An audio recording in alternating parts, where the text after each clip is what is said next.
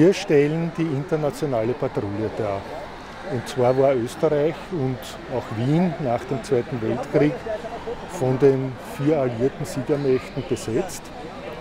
Und speziell in Wien, und das einzigartig, wurde eine internationale Polizeitruppe installiert, die aus Soldaten, Militärpolizisten aller 4 Siegermächte bestand.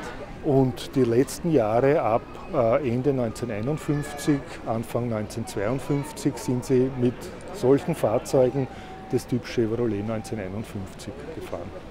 Wenn man es ausprobieren kann, merkt man, dass das wirklich einen gewissen Standard gehabt hat, den halt die vorherigen, die reinen Militärfahrzeuge eben nicht gehabt haben.